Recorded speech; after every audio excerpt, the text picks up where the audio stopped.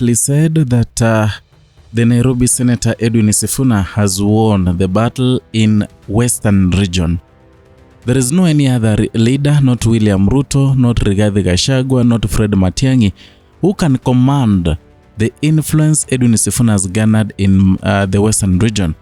And that has gotten people off guard, including those who have been singing two-term, those who are the lieutenants, and also the grassroots soldiers of William Ruto, including Didmus Barasa. Actually, in today's video, I want to dwell so much on Didmus Barasa. This is after a video emerged of Didmus Barasa distancing himself from from two-term, and therefore said that the people of Bungoma should be looking into the agenda someone has, not a two-term or the one-term.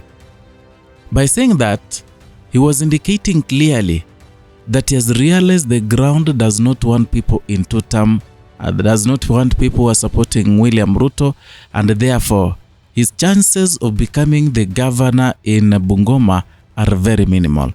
Watch this. I have heard individuals saying that the election that is coming, there is going to be a contest of one term and a two term. No, the contest is going to be between who has the best agenda and track record for the people of Bungoma. That was going to be the track record. Okay? Because in this country, we have members of parliament who believe in one term. We also have other members of parliament who believe in two term. But when you look at the developments, kuna wale ambao wako kwa serikali, wengine wamelala hapo usingizi, wengine wanafanya kazi. Kuna wengine pale wa upinzani wamelala usingizi, wengine wanafanya kazi. So what determines and takes our people forward is the ability to use what is the content of your head to the betterment of the people that put you in that position. We live in a country with scarce resources. So we all fight for the resources of our people. And you know, at times, I learned something from my friend that whispering to the right ears is better than shouting from the top of the mountain to the wrong ears. That is why Now, ladies and gentlemen, you've heard for yourself. That is Didmus Barasa. We all know what Didmus Barasa is capable of. Everyone knows the kind of masses Didmus Barasa has been commanding, especially in Bungoma County. Now that Didmus Barasa was going for the gubernatorial seat, he was very confident that he would win the coming election. This is because of the crowds he was garnering during his rallies. This is because of the kind of message he was carrying for the people of Bungoma. The people themselves endorsed Didmus Barasa even before Edwin Sifuna emerged. But the wave, everything is now sinking because of the emergence of Edwin Sifuna, and the people there are singing one term. There is one person, a competitor of Didmus Barasa, called the brother to Moses Wetangula, who is the member of parliament Westlands, called Tim Wanyonyi. Tim Wanyonyi dumped ODM and joined Edwin Sifuna. He aligned well with the people.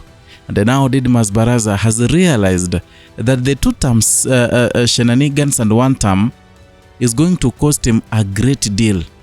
So that's the reason why he has decided to say and tell the people, please, don't look at me as someone in two term. It is not important right now. Look at me as someone with an agenda to help the people of Bungoma. That is one way of jumping the ship. They all start like that. And finally, you'll see Didmus Barasa saying that Sifuna is the man to lead this country. When you see someone talking about don't consider one term or two term, just elect someone the way you know him, that person is cornered. And Didmus Barasa is the perfect example. Trust me, if it's not about the emergence of Edwin Sifuna's wave in Bungoma, there would be no one to contest against Didmus Barasa. Yeah, of course, many people would have emerged, the likes of Tim Wanyonyi, because he has been saying so many things about vying for a gubernatorial seat.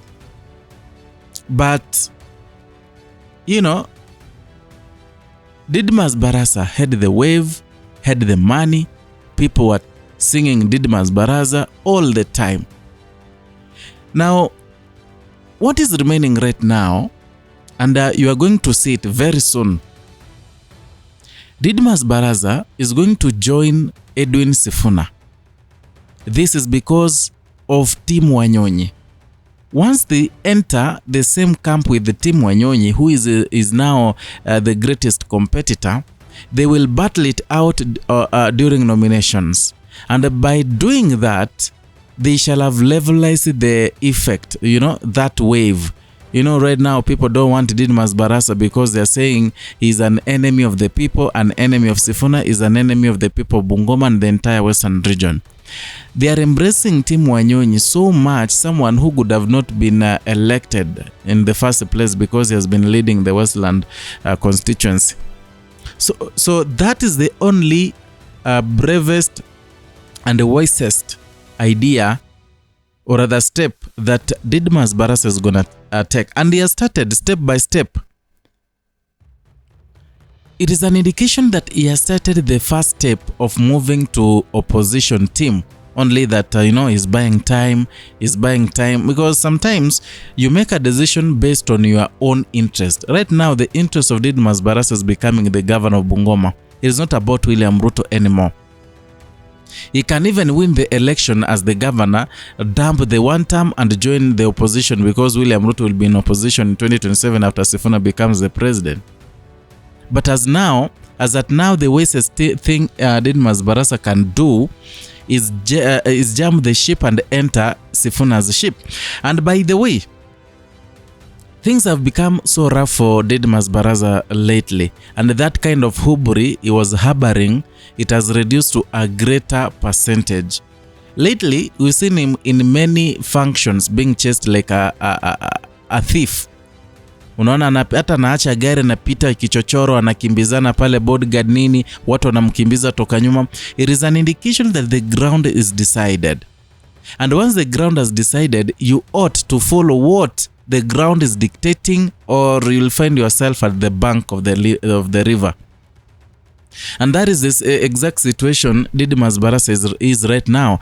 And trust me, this is an indication that is now dumping William Ruto. And of course, he will not be the first person to dump William Ruto, because many are going to dump William Ruto ahead of the coming election, because right now, the kind of hatred people are harboring against William Ruto is unmatched. Someone was telling me that we have different types of hatreds, and this hatred of the people is the revolutionary hatred, whereby the people want change, and they have seen the change in Edwin Sifuna, so they will sweep anything. They will go, wanatembea na yeyote, wanasukumana na yeyote tu mwenye anapinga Edwin Sifuna, because now people are starting to view Edwin Sifuna as their leader, as someone who is fit to vie for presidency. And William Ruto should be troubled, because many of his lieutenants, many of his fierce lieutenants are going to dump him vibaya sana because of this Edwin Sifuna. And by the way, I remember one time when William Ruto was lecturing Edwin Sifuna, telling him that whatever you are doing right now, you should do it slowly, because right now I can call a meeting with the founders of ODM party, and we call for your dismissal from the party. I don't know how it happened. Right now, Sifuna has become the fiercest competitor of William Ruto. Until today, William Ruto doesn't want even Edwin Sifuna to vie for president. He wants Kalonzo Musyoka, because he has seen the potential of Edwin Watenya Sifuna. Anyway, I don't know what you can talk about. You've determined what Didmus Barasa said. Write in the comment section. And if you're new here, consider subscribing, liking and sharing our content. Hit the notification bell so that you can be receiving notifications each and every time we bring you a new content.